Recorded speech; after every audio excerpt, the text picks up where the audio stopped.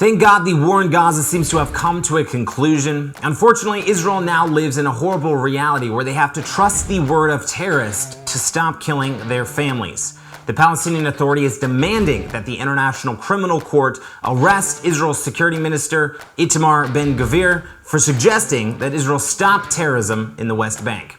I'm Josiah, and this is the Israel Guys.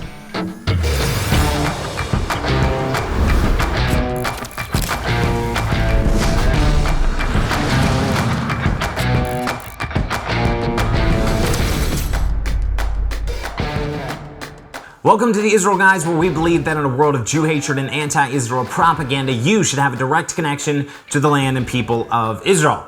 Welcome back to the show, guys. In just a second, we're going to talk about why the Palestinian Authority is calling on the ICC, the International Criminal Court, to arrest Itamar Gvir for some things he said. We're going to talk about that in just 1 minute. But first, let's talk about Gaza, the war with Gaza, as we've seen for the last week. What is happening now that it seems to be officially over? The operation, Israel's terming the whole war, you could say, Operation Shield and Arrow, is now officially over. So as you know, for the last 5 days, Gaza has been firing hundreds of rockets into Israeli population centers filled with Israeli civilians, families, everybody that have had to run for bomb shelters at all minutes of the day. They have been living under that constant fear. As of Saturday night at 10 p.m., a ceasefire agreement was reached between Israel and the PIJ, which is the Palestinian Islamic Jihad, which was interesting this time around. It's horrible to have to say this time around in the war with Gaza. We've seen many different wars with Gaza in between Israel and Gaza.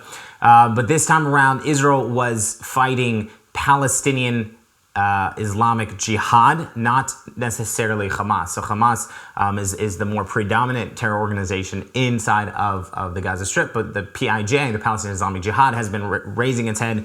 Recently is becoming stronger and stronger. Obviously, they work together. Obviously, they cooperate, and it seems this time that the Hamas has been giving sanctuary to some of these leaders that Israel has been targeting, trying to take out these terrorist leaders who have been behind all this terrorism and behind the rocket attacks firing into Israel. So Saturday night, 10 p.m., they reached a ceasefire agreement with the help of Egypt, who was helping them to reach that ceasefire agreement. And just take a wild stab in the dark and guess who honored that agreement. Yep, no, not the terrorists. So just an hour after this ceasefire agreement was reached, right, they announced a ceasefire. Both sides said that they're gonna, that the Palestinian, that the Gazans are gonna stop trying to murder innocent Israelis, and that Israel's gonna stop responding and taking out these terrorists. So they reached this agreement, and just 1 hour later, at 11 p.m., rocket sirens sounded again in southern Israel around Gaza. And the terrorists shot 2 more rockets into Israel, one of whom the Iron Dome intercepted that rocket, and the other one fell in an open area and exploded. Nobody was injured with that rocket falling there. So just an hour after this ceasefire, the terrorists break the ceasefire, break their word, and attack Israel again with 2 more rockets. Thankfully, Israel actually responded.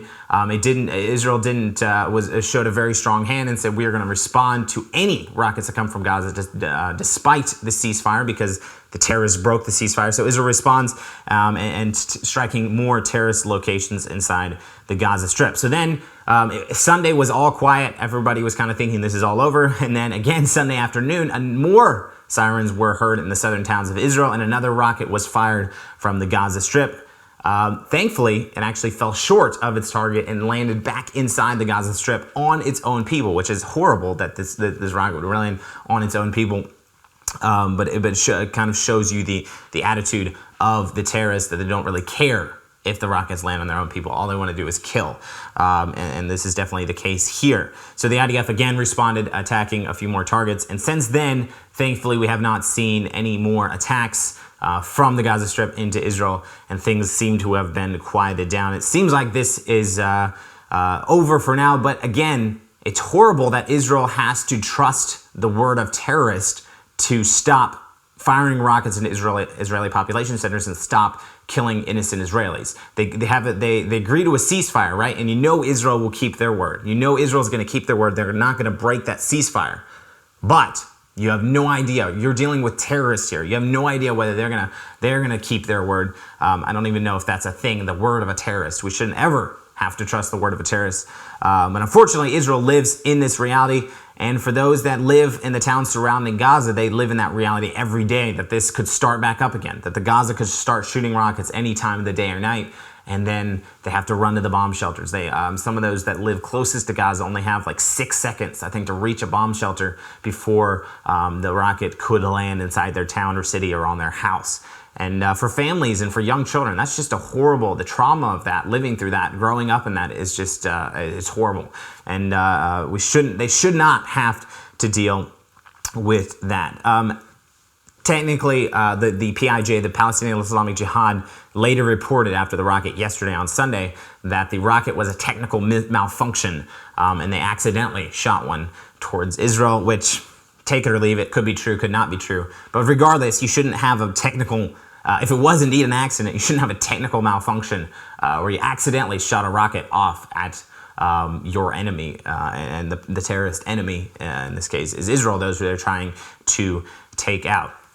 Guys, we're going to talk about, was this operation a success in the eyes of Israeli military?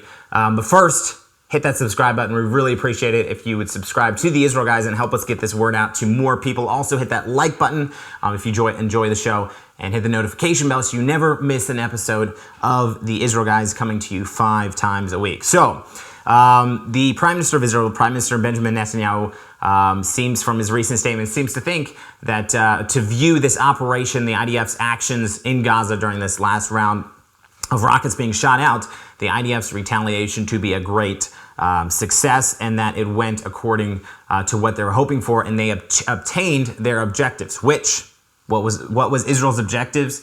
To kill innocent civilians? No, absolutely not. That is the furthest thing from what they want to do. Their objective was to take out those responsible for murdering people, namely terrorists, right? Terrorist leaders, senior terrorists of the Palestinian Islamic Jihad terror organization based inside of Gaza. So yesterday at the weekly cabinet meeting, Netanyahu's weekly cabinet meeting, he was praising the IDF's operation in Gaza, and he said that the operation was perfect in its executions.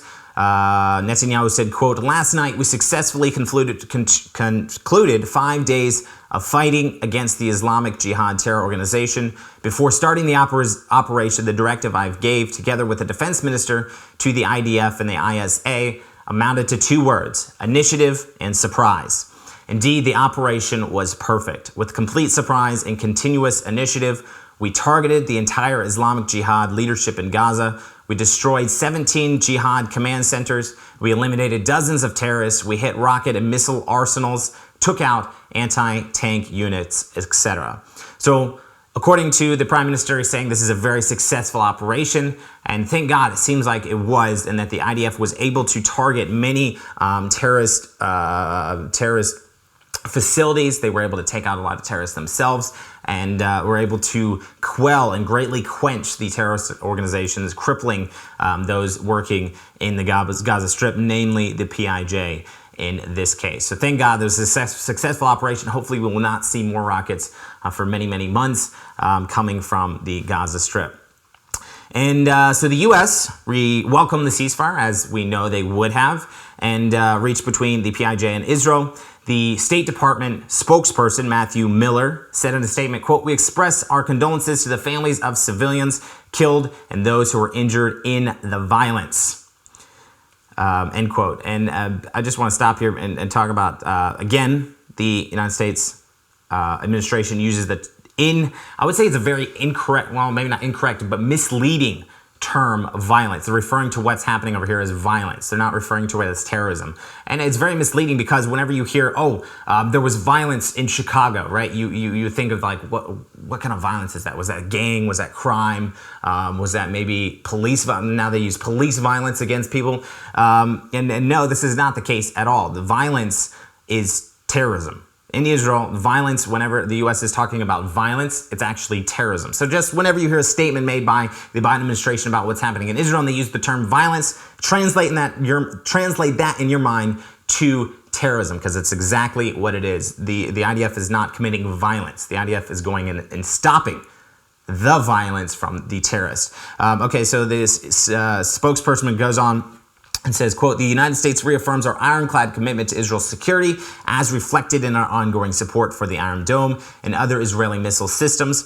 We will remain engaged with our partners to promote calm in the weeks and months ahead. We also continue in our efforts to improve quality of life for Palestinians, and we urge the swift delivery of fuel and other critical supplies into Gaza. The United States believes that Israelis and Palestinians both deserve to live in safety and security and to enjoy equal measures of freedom, prosperity, and democracy." Sorry, guys, but this is just such a PC, politically correct statement, and it unfortunately does not at all reflect the facts of the ground. Thankfully, the United States has been said that they do support Israel's right to defend themselves. Obviously, they have that right. Shouldn't have to say that, but unfortunately, they did. And actually, they forgot to say that when the fighting started. You go back and watch the show on Wednesday. But here's my advice to the U.S. If you want, and indeed, we do want quality of life for the Palestinian people, for those that are not engaged in terror, for those that just want to live peaceful lives. We do want quality of life for those people. And here's my advice to the U.S. If you want the Palestinians to enjoy equal measures of freedom, prosperity, and democracy, like Israel, then you, the U.S. administration, have to stop supporting the corrupt terrorist leadership of the Palestinian Authority in Judea and Samaria, the Islamic Jihad, and Hamas in the Gaza Strip. Stop supporting these terrorist organizations that are oppressing their own people. That's how the Palestinian people live in freedom, democracy, and prosperity. All right, guys. It's kind of connected to all this, but another just crazy lie and misrepresentation of the truth is the Palestinian Authority has called in the ICC, the International Criminal Court, to arrest Itamar Ben-Gvir, who is the National Security Minister of Israel. So according to the Jerusalem Post, the Palestinian Authority on Sunday called in the International Criminal Court, the ICC, to issue an arrest warrant against National Security Minister Itamar Ben-Gvir for allegedly supporting the targeted killing of Palestinian Arabs. That was from the Jerusalem Post. And also the PA's Foreign Affairs Bureau, I think it was, accused Ben-Gvir of supporting bloody aggression against Palestinian Arabs in Gaza. And the question is, why are they requesting this warrant from the ICC? So what did Itamar Ben-Gvir say that is so horrible that he should be convicted as a criminal in the highest court in the world? Okay, well, what happened? What did he actually say? So apparently Ben-Gvir was quoted by a Hebrew news outlet in Israel. He was quoted praising the IDF's operation in Gaza. What's wrong with that? Well, maybe we'll find out if we keep looking at the facts here of what happened. So, referring to the 6 senior Islamic Jihad terrorists that Israel was able to take out during their operation, there were 6 senior members that they were taking out. It's like I think Netanyahu said it was like the whole, like most of the leadership of the PIJ inside of the Gaza Strip. So that's incredible. So Ben-Gvir, referring to the Israel taking out those 6 terrorist leaders, he was quoted as saying, quote, "What was in the military operation is good and important. The next operation must be in Judea and Samaria," end quote. So that statement, he's saying the military operation in Gaza is good and important. The next operation must be inside of Judea and Samaria. So the PA is accusing him of incitement, saying that his remarks are a license to kill Palestinian Arabs, Palestinian citizens, and that his remarks could lead to an unjustified military escalation. First off, I don't see anything wrong with what he said. Itamar Ben-Gvir is saying that the operation, IDF's operation to go out and take out terrorism in the Gaza Strip, to take out these terrorist leaders who are threatening the lives of innocent Israeli civilians by shooting rockets, the IDF goes in and takes them out. That was a good operation. So yes, that is correct. He's saying that needs to happen inside of Judea and Samaria. No, he is not saying that Israel needs to go out and kill innocent and Palestinian civilians. That is not at all what happened in Gaza. So therefore, how could he be saying that in inside of Judea and Samaria, the West Bank? what Itamar Ben Gvir is saying, the IDF needs to go into the West Bank and take out, do the same type of thing, targeted strikes, take out the military leaders, these terrorist leaders who are behind the terrorist attacks, recent terrorist attacks. We've seen terrorist attacks for the last several decades in Israel. Those leaders that are pushing, that are fueling, that are propagating this terrorist regime inside of Judea and Samaria, Israel needs to go in and take out that as well. And no, his remarks cannot lead to an unjustified military escalation, because any military movement by Israel inside of Judea and Samaria is completely justified. And you know why? Well, maybe the names of Hillel and Yaniv, Yaniv would justify that operation. Maybe the D family, Lucy D and her 2 daughters, maybe those would justify the 2 brothers that were killed, young brothers that were killed in Jerusalem, the Palais brothers. Maybe they would justify, those names justify an Israeli action. Absolutely, 100%. These were all Israelis that were murdered, innocent Israelis that were murdered by Palestinian Arabs, Palestinian terrorists, just because they were Jews. And yes, any operation that Israel goes into the West Bank, quote unquote West Bank, Judea and Samaria, is the correct term, any operation that Israel goes in is completely justified, because Israel is going in to stop terror, to stop this horrible, ridiculous killing of Israeli civilians. Guys, that is all we have for you today. Guys, continue to stand strong for Israel. Put it down there in the comments below that you are supporting the nation of Israel, that you stand with Israel. Israel's right to defend itself. Israel has the right to stop terrorism. We certainly believe that here at the Israel Guys, and we hope you do too. Thank you guys for watching.